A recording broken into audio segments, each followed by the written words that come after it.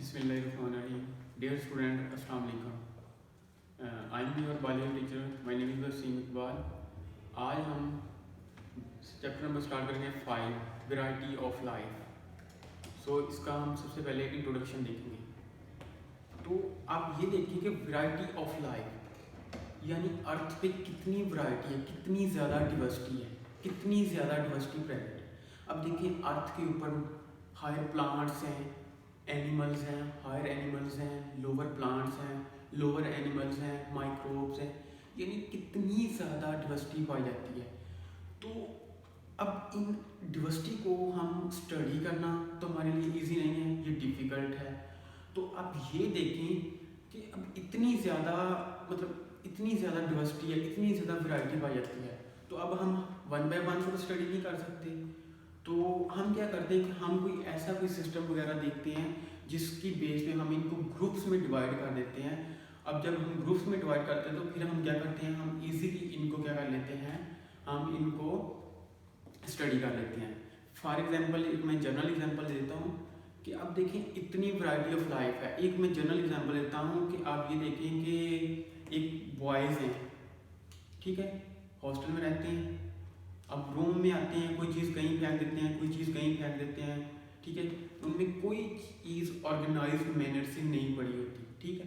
जब उनमें कोई चीज़ ऑर्गेनाइज जगह पे या ऑर्गेनाइज मैनर में नहीं होती तो हर चीज़ डिफरेंट कि ऐसे ही वो फेंक देते हैं, कोई किसी जगह पे फेंक दी, कोई किसी जगह पे। तो क्या होता है कि अब उनको बाद में ढूंढना क्या हमारे लिए ईजी है, तो ये क्या है, डिफ़िकल्ट है, ये हमारे लिए डिफ़िकल्ट है। तो इसी के अगेंस्ट अगर हम ये देख लें, हम कुछ बॉयज़ को ले लें या कुछ गर्ल्स को ले लें, तो उनकी क्या होती हैं कि चीज़ें जो होती हैं एक वेल मैनर्ड तरीके से पड़ी होती हैं। तो वो जो अब हम देखते हैं तो क्या होता है कि वो जब एक चीज़ की एक प्रॉपर जगह हमने देखी हुई है, एक रखी हुई है, तो जब उसके ऊपर वो चीज़ हमने रख ली तो वो क्या है, हमें एक ईजिली हम क्या कर लेते हैं, उसको जब ज़रूरत पड़ी तो हम ईजिली उसको फाइंड आउट कर लेते हैं। तो इसी तरह अगर हम वैरायटी ऑफ लाइफ में देखें तो इसमें बहुत ज़्यादा कि डिवर्सिटी आ जाती है, जिसमें हायर एनिमल्स आते हैं, लोअर एनिमल्स आ जाते हैं, प्लांट्स आते हैं, लोअर प्लांट्स आते हैं, हायर आते हैं, तो इस तरह माइक्रोब आते हैं। तो अगर हम देखें कि वैरायटी ऑफ लाइफ यानी इसको हम अब स्टडी करना, हमने क्या करना, हमने स्टडी करना, तो हम क्या करना कि हमें एक नीड ऑफ क्लासिफिकेशन की ज़रूरत है। क्लासिफिकेशन यानी हमने इनको ग्रुप्स में डिवाइड कर देना। तो अब देखें कि अगर 1.5 million species of animal present है और 0.5 million species of plants are known, तो मीन के 15 लाख जो स्पीशीज हैं वो एनिमल्स की हैं, 5 लाख स्पीशीज जो हैं वो प्लांट्स की, टोटल होगी 20 लाख। अब 20 लाख जो स्पीशीज हैं या ऑर्गेनिजम्स हैं उनको आइडेंटिफाई करना, उनको स्टडी करना हमारे लिए क्या है, डिफिकल्ट है, ठीक है। To deal with such large collection of dissimilarity. अब इनमें क्या करना कि इसमें हमें डिसिमिलरिटी देखने के लिए, डिफरेंस देखने के लिए, इनको डील करने के लिए सर्टेनली हमें यकीनन किसी सिस्टम की ज़रूरत होती है बाय विच जो कि species can be classified into groups, जो कि स्पीशीज को ग्रुप्स में डिवाइड करते हैं, ठीक है, जो कि स्पीशीज को ग्रुप्स में डिवाइड करते हैं ताकि हम इजीली उनको आइडेंटिफाई कर सकें। अब देखिए कि दुनिया में ऑलमोस्ट तकरीबन 25 लाख स्पीशीज प्रेजेंट होती हैं। अब देखिए 25 लाख स्पीशीज, इतनी ज़्यादा स्पीशीज हैं, इनको आइडेंटिफाई करना क्या हमारे लिए इजी है, नो, ठीक है, क्योंकि हर स्पीशीज़ के करैक्टर देखना, हर स्पीशीज़ को आइडेंटिफाई करना, उनको आइडेंटिफिकेशन करना, उनको सर्च करना, तो ये हमारे लिए बहुत डिफ़िकल्ट है। तो इसलिए हम क्या करते हैं, हम क्लासिफिकेशन कर देते हैं, हम ग्रुप्स में डिवाइड कर देते हैं ताकि हम उनको ईजिली क्या कर देते हैं कि आइडेंटिफाई कर सकें। अब सबसे पहले क्या देखें, क्लासिफिकेशन की भी डिफरेंट टाइप्स आ जाती हैं, क्लासिफिकेशन की भी डिफरेंट टाइप्स आ जाती हैं। सबसे पहले क्या आती है, वो सिंपल क्लासिफिकेशन आ जाती है। Simple classification is not meaningful, mean के many types of classification are possible. बहुत सारी जो क्लासिफिकेशन की टाइप्स होती हैं वो पॉसिबल होती हैं। फॉर एग्जांपल अब फ्लावरिंग प्लांट है, ठीक है, तो flowering plant can be classified on the basis of colour, height और अदर करैक्टर। अब फ्लावरिंग प्लांट है, ठीक है, तो फ्लावरिंग प्लांट में कलर है, हाइट है, अदर कलर है। अब देखिए प्लांट्स की तो 1000 ऑफ स्पीशीज प्रेजेंट है फ्लावरिंग प्लांट की। अब देखिए हम अगर कलर, हाइट और अदर कैरेक्टर की बेस पे अगर हम इनको ग्रुप्स में डिवाइड करें तो कुछ ऐसे प्लांट्स होंगे जिनका कलर जिनकी हाइट ज़्यादा होगी, किसी की कम होगी। फिर आते हैं कि डिफरेंट थाउजेंड ऑफ स्पीशीज आती हैं उसकी प्लांट की, फ्लावरिंग प्लांट की। तो उसमें क्या होता है कि जो कलर की बेस पे करेंगे या हाइट की बेस पे करेंगे, कुछ प्लांट छोटे होंगे, कुछ बड़े होंगे। तो यानी हर प्लांट, अब 1000 स्पीशीज है, हर प्लांट का नेम भी डिफरेंट होगा, उसकी कंपोजिशन भी डिफरेंट होगी, स्ट्रक्चर भी डिफरेंट होगा। तो इसलिए क्या कि उनको फिर भी एक मजीद कम्प्लेक्सिटी आ जाएगी, फिर भी कम्प्लेक्सिटी आ जाएगी। तो अब इसकी एग्जांपल आप ये लगा लें, अगर हम क्लासिफिकेशन करें कलर, हाइट और अदर कैरेक्टर की बेस पे, तो क्या होता है कि इनकी बेस पे हम इनको इजीली आइडेंटिफाई नहीं कर सकते। क्यों? क्योंकि प्लांट्स की 1000 ऑफ स्पीशीज प्रेजेंट है। अब हमें तो नहीं पता कौन से प्लांट की कौन सी टाइप्स इसमें आई है, कौन से प्लांट की कौन सा प्लांट इस मतलब हाइट की बेस में आ रहा है। ठीक है, तो क्या है कि ये जो है ना flowering plant on the basis of colour, height और other character, this type of classification is not meaningful. ये जो है मीनिंगफुल नहीं होती, because it does not possible information about the basic difference and similarity among the individual। क्योंकि ये जो simple classification होती है ना, ये मीनिंगफुल नहीं होती, क्योंकि ये it does not provide information, ये भी प्रोवाइड इंफॉर्मेशन नहीं करती basic difference and similarity among individual, जो कि बेसिक डिफरेंस और सिमिलरिटी अमंग इंडिविजुअल के बारे में नहीं बताती।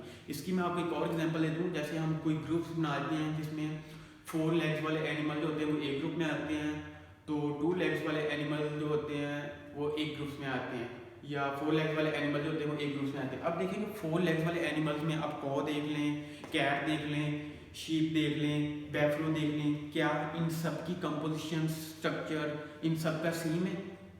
नो। तो देखिए इनमें इतना ज़्यादा डिफरेंस आ रहा है, सब में क्या इतना ज़्यादा डिफरेंस आ रहा है। तो अब क्या ये मीनिंगफुल है? क्या सब में ये सिमिलरिटी बता रही है? मतलब कि सिमिलरिटी और डिसिमिलरिटी तो नहीं ना बता रही। हमने तो जस्ट सिंपल क्लासिफिकेशन कर दी कि 4 लेग्स वाले जो एनिमल्स आते हैं वो क्या करते हैं कि हम उनको एक सेपरेट ग्रुप में डिवाइड कर देते हैं, यानी सेपरेट ग्रुप में हम उनको रख देते हैं। जब हम 4 लेग्स वाले एनिमल को सेपरेट ग्रुप में रखते हैं तो क्या वो एक क्लासिफिकेशन की यानी कि बेसिक डिफरेंस और सिमिलरिटी उनमें बताएगा?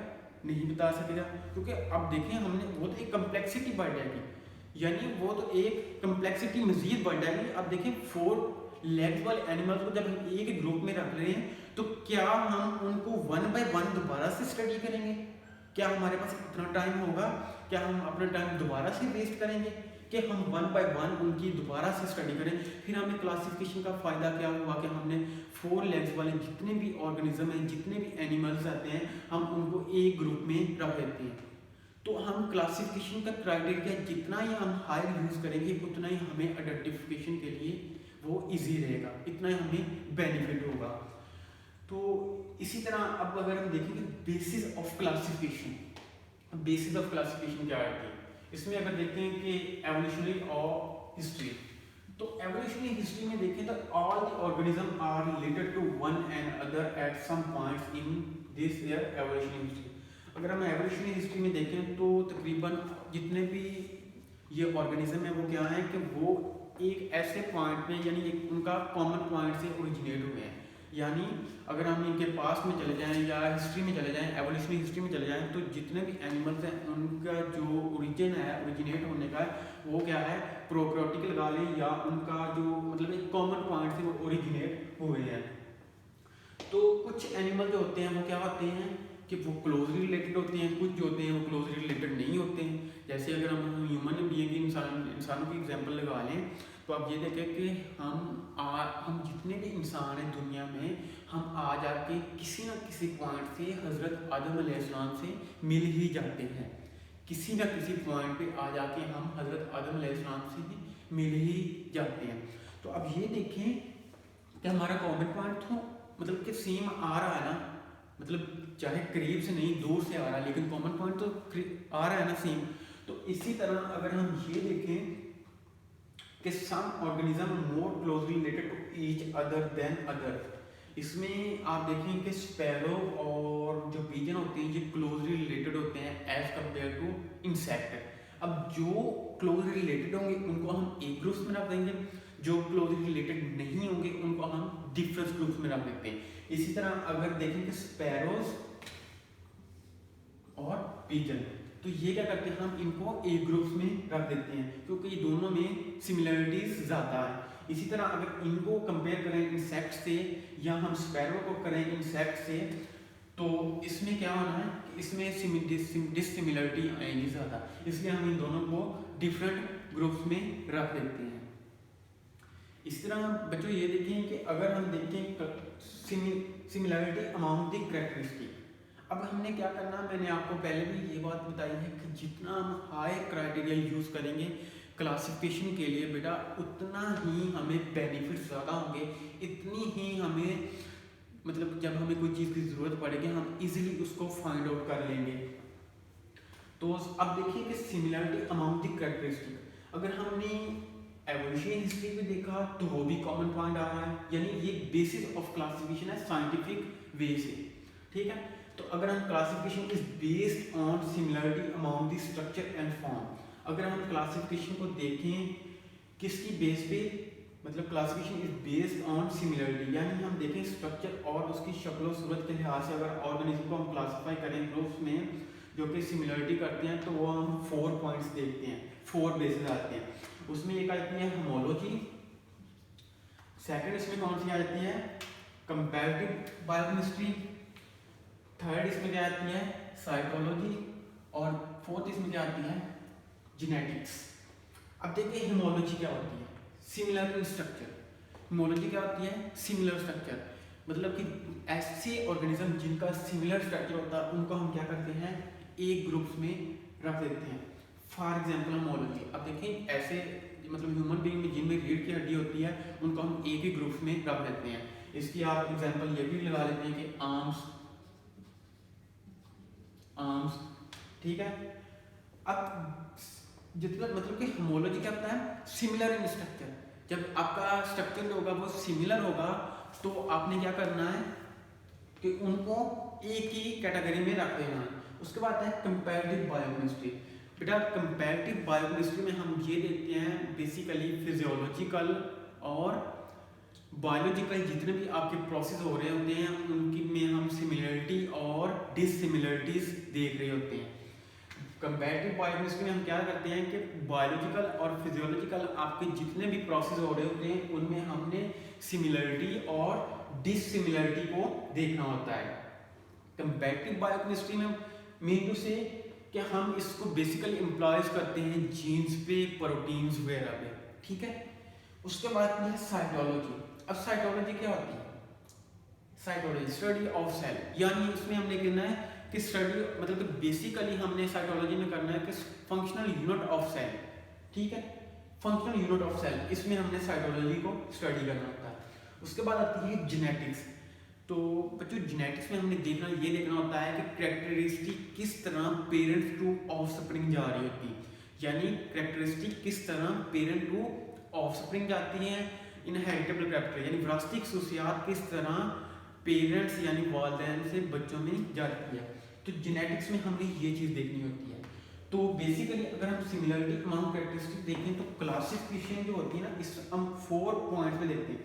अब ये देखिए, ये जो एक क्लासिफिकेशन क्राइटेरिया वो क्या, हाई क्राइटेरिया फॉर क्लासिफिकेशन के लिए।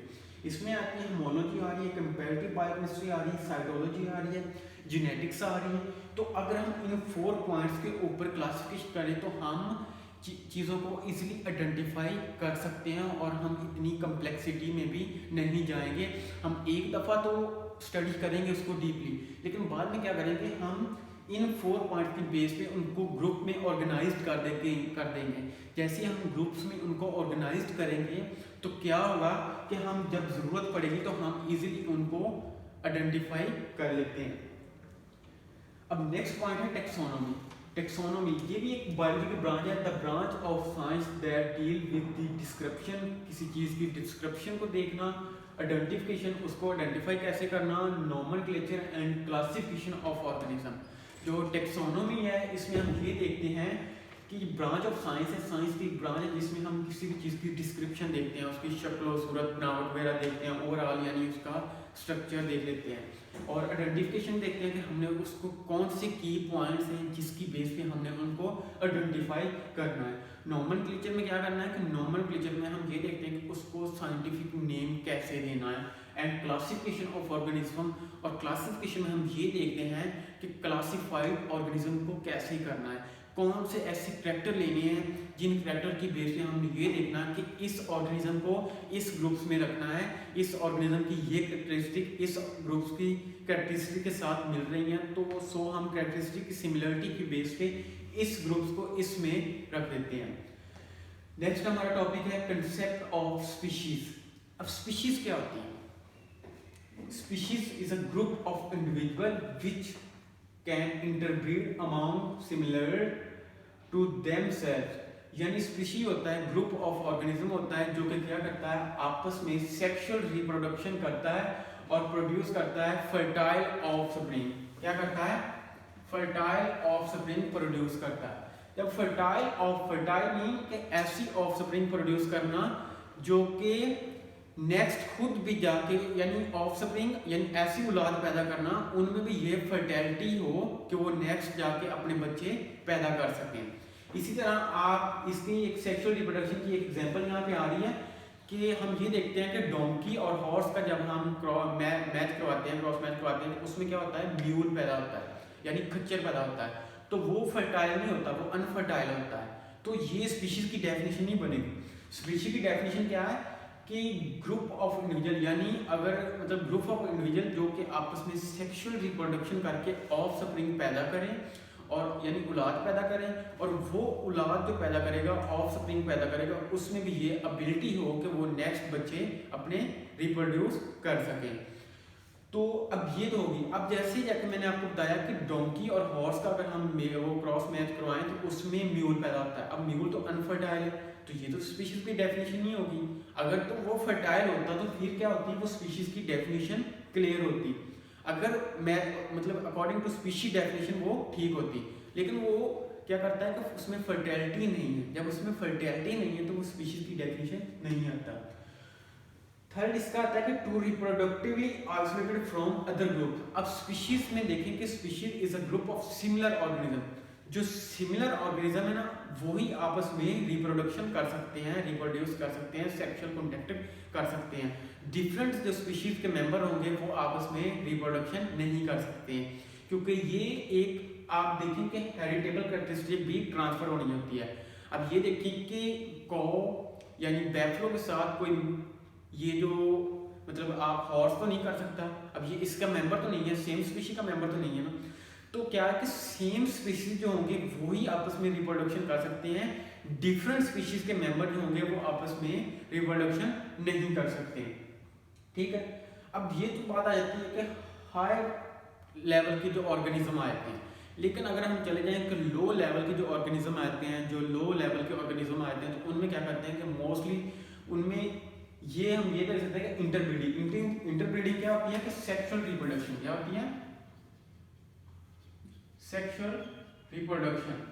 अब जो लो लेवल ऑर्गेनिज्म आती हैं उनमें तो सेक्सुअल रिप्रोडक्शन नहीं होती। मोस्टली उनमें क्या होती है, जो एसेक्सुअल रिप्रोडक्शन होती है वो प्रोमिनेंट होती है। जो एसेक्सुअल रिप्रोडक्शन होती है वो प्रोमिनेंट होती है। तो अब ये देखें कि interbreeding can not be used as criteria species recognisation. हम जो लो लेवल के ऑर्गेनिजम्स होते हैं उनमें हम जो इंटरब्रीडिंग क्या है, सेक्सुअल रिप्रोडक्शन। तो जो लो लेवल के ऑर्गेनिज्म होंगे उसमें हम इंटरब्रीडिंग को स्पीशीज रिकॉग्नाइजेशन के लिए यूज नहीं करेंगे। क्यों नहीं यूज करेंगे? क्योंकि उसमें तो एसेक्सुअल रिप्रोडक्शन होती है। जाहिर सी बात है कि उसने भी अपनी स्पीशीज को आगे बढ़ाना है, उसने भी अपनी कॉपीज आगे तैयार करनी ताकि उसकी जो ये नस्ल दर नस्ल वो आगे हमेशा के लिए रहे। लेकिन क्या होता है कि अब उसमें तो प्रीडोमिनेंटली यानी डोमिनेंटली उसमें क्या है कि उसमें एसेक्सुअल रिप्रोडक्शन हो रही है। अब एसेक्सुअल रिप्रोडक्शन हो रही है, कहीं ना कहीं तो वो सेक्सुअल रिप्रोडक्शन भी करते हैं, लेकिन अगर वो सेक्सुअल रिप्रोडक्शन नहीं करते तो हम क्या करते हैं, एसेक्सुअल रिप्रोडक्शन के थ्रू उनकी कॉपीज जो नेक्स्ट होती है वो तैयार कर लेते हैं ताकि उनकी फर्दर जो है वो खुसूसियात जो उसकी जनरेशन है वो जिंदा रहे।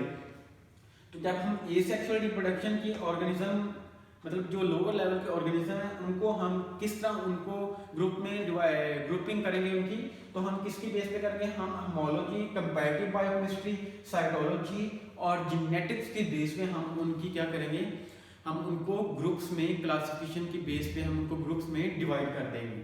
ठीक है, तो नेक्स्ट हमारे पास है कैरेक्टरिस्टिक ऑफ स्पीशीज। अब स्पीशीज का कंसेप्ट तो आप लोगों को क्लियर हो गया है। अब स्पीशीज की कैरेक्टरिस्टिक भी होती हैं, जैसे हर एक चीज़ की कैरेक्टरिस्टिक होती हैं, ह्यूमन बीइंग की भी कैरेक्टरिस्टिक होती हैं। अगर मेल की कैरेक्टरिस्टिक देख लें वो डिफरेंट होती हैं, फीमेल की कैरेक्टरिस्टिक देख लें वो डिफरेंट होती हैं। अगर हम कोई एनिमल की अदर एनिमल की कैरेक्टरिस्टिक देख लें वो डिफरेंट होती हैं, किसी प्लांट की कैरेक्टरिस्टिक देख लें वो डिफरेंट होती हैं। तो अब क्या होती है कि स्पीशीज की भी कैरेक्टरिस्टिक होती हैं। अब each species has its own characteristic. Ecology, तो जैसे इकोलॉजी का वर्ड आएगा तो इट मीन इसकी इन्वायरमेंटल के साथ क्या रिलेशन है, मतलब कि स्पीशीज का इन्वायरमेंट के साथ क्या रिलेशन है, आया कि वो इन्वायरमेंट को बेनिफिट्स दे रही है या उसको लॉस कर रही है या उससे क्या चीज़ ले रही है, क्या ले रही है। यानी इसमें इकोलॉजी में जस्ट आपने उसको ये बताना है कि इसका इन्वायरमेंट के साथ क्या रिलेशनशिप आया था। सेकंड आपने देखना है स्ट्रक्चर। अब देखें हर स्पीशीज का स्ट्रक्चर तो डिफरेंट होता है, नो डाउट। आप लोग ये देखें ह्यूमन बीइंग की एग्जांपल लगा लें। अब ह्यूमन मेल का स्ट्रक्चर डिफरेंट है, फीमेल का स्ट्रक्चर डिफरेंट है। अगर एक एनिमल्स का लगा लें, काऊ का स्ट्रक्चर डिफरेंट है, बैफलो का स्ट्रक्चर डिफरेंट है, हॉर्स का स्ट्रक्चर डिफरेंट है, शीप का स्ट्रक्चर डिफरेंट है, गॉड का स्ट्रक्चर डिफरेंट है। तो इट मीन्स क्या है कि हर स्पीशीज का एक अपना स्ट्रक्चर होता है, उसका हर एक का जो इकोलॉजी है वो भी उसकी एक अपना रिलेशनशिप होता है इन्वायरमेंट के साथ। यू नो क्या हमारा रिलेशनशिप इन्वायरमेंट के साथ क्या है, एक फीमेल का इन्वायरमेंट में रिलेशनशिप क्या है, एक मेल का क्या है, एक जो अदर एनिमल्स हैं उनका क्या है, प्लांट का क्या है इन्वायरमेंट में रिलेशनशिप है।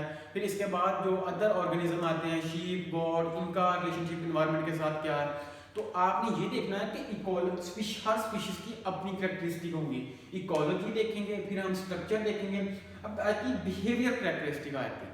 थर्ड कैरेक्टरिस्टिक क्या आती है, बिहेवियर कैरेक्टरिस्टिक। तो इसमें फर्स्ट इसकी इकोलॉजी, सेकंड इसकी स्ट्रक्चर, थर्ड इसकी क्या है, बिहेवियर कैरेक्टरिस्टिक। तो बिहेवियर कैरेक्टरिस्टिक यानी आपका बिहेवियर क्या है। अब जाहिर सी बात है, अंडरस्टूड है, आप डेली लाइफ में देखते हैं कुछ लोगों का बिहेवियर। अब एक ह्यूमन बीइंग का बिहेवियर देख लें, कुछ किसी जगह पे उसका बिहेवियर ठीक होता है, किसी जगह पे उसका भी, तो ये डिफरेंस नहीं है।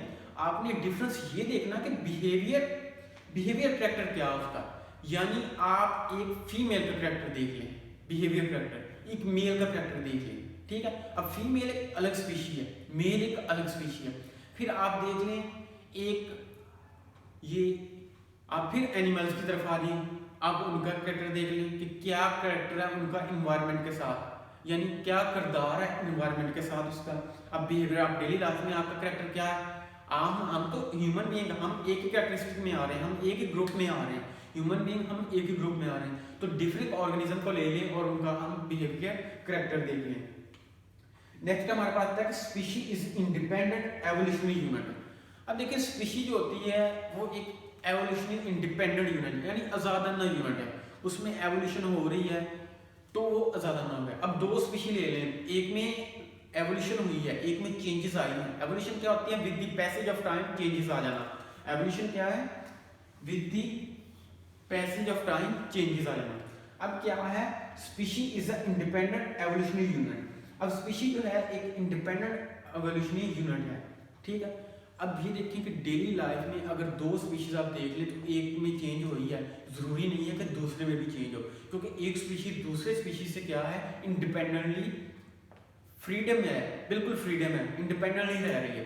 तो इट मीन्स ये हम कह सकते हैं कि जो स्पीशीज हैं डेली लाइफ में, या आप डेली लाइफ देख लें या एवोल्यूशनरी हिस्ट्री के अकॉर्डिंग देख लें, तो जो स्पीशीज होती हैं वो क्या है कि वो इंडिपेंडेंटली उसमें एवोल्यूशन हो रही है, इंडिपेंडेंटली उसमें चेंजेस आ रही हैं। जरूरी नहीं कि अगर एक स्पीशीज में चेंजेस आई तो दूसरी में भी आए। नेक्स्ट है कि different species do not exchange gene. अब डिफरेंट स्पीशीज जो होती हैं वो आपस में जो अपने जीन्स होते हैं वो एक्सचेंज नहीं कर सकती। क्यों? क्योंकि हर स्पीशीज की जो कैरेक्टरिस्टिक हैं, इकोलॉजी डिफरेंट है, स्ट्रक्चर उसका डिफरेंट है, बिहेवियर कैरेक्टरिस्टिक उसकी डिफरेंट है। फिर आती है कि उसकी स्पीशीज की डेफिनेशन आप ये देखें कि कंसेप्ट मतलब species group of similar organism that interbreed among themselves and produce fertile offspring, यानी स्पीशीज में जो सिमिलर ऑर्गेनिज्म होंगे वही आपस में सेक्सुअल रिप्रोडक्शन कर सकेंगे। डिफरेंट ऑर्गेनिज्म जो होंगे वो आपस में सेक्सुअल रिप्रोडक्शन नहीं कर सकेंगे। जब डिफरेंट ऑर्गेनिज्म आपस में सेक्सुअल रिप्रोडक्शन नहीं कर सकते तो वो how can they change jeans which each other, वो अपने जो जीन्स होंगे वो भी अपने एक दूसरे के साथ चेंज नहीं कर सकते। तो अब एग्जांपल देखें तो मेज है और जैसे इसकी सैपियन है, ये स्पीशीज की एग्जांपल आती हैं। तो ये बच्चों को तो कुछ थोड़ा सा इसका इंट्रोडक्शन था जो वैरायटी ऑफ लाइफ है इसका चैप्टर नंबर 5। बेसिकली इसमें हम ये देखेंगे, बेसिकली हम इसमें स्टडी करेंगे वायरस को। इसका जो फर्स्ट पोर्शन है उसमें जस्ट ये बताया गया है कि इसकी क्लासिफिकेशन के बारे में बताया गया है। सेकंड पोर्शन में इसमें फिर वायरसेस के बारे में बताया गया है और थर्ड पोर्शन में भी इसके वायरस और कुछ डिजीज के बारे में बताया गया है। तो बेसिकली हम इसको ओवरऑल ये जिस इसका इंट्रोडक्शन है तो इसमें क्वेश्चन इस तरह के आ सकते हैं बच्चों। क्वेश्चन बोर्ड में इस तरह क्वेश्चन आते हैं, बाकी तो इसमें ना तो लॉन्ग के लिए इंपॉर्टेंट है ना इसमें ये शॉर्ट में इसमें बच्चों ये पूछ सकते हैं कि कंसेप्ट ऑफ स्पीशीज के बारे में पूछ सकते हैं, ठीक है। तो कंसेप्ट ऑफ स्पीशीज में या कैरेक्टरिस्टिक ऑफ स्पीशीज के बारे में पूछ सकते हैं, या इसमें क्वेश्चन ये आ सकता है कि मतलब कि बेसिस ऑफ क्लासिफिकेशन, यानी क्लासिफिकेशन की बेसिस क्या आती है, ठीक है, जिसमें होमोलॉजी आती है, कंपैरेटिव बायोकेमिस्ट्री आती है, साइटोलॉजी आती है और जेनेटिक्स आती है। तो इस तरह के इसमें शॉर्ट क्वेश्चन आते हैं। तो होपफुली बच्चों आप लोगों को समझ आ गई होगी। तो इंशाल्लाह हम नेक्स्ट लेक्चर में इसकी फर्दर इसको जो नेक्स्ट टॉपिक है उसको हम डिस्क्राइब करेंगे। ईमान अल्लाह, अल्लाह हाफिज़।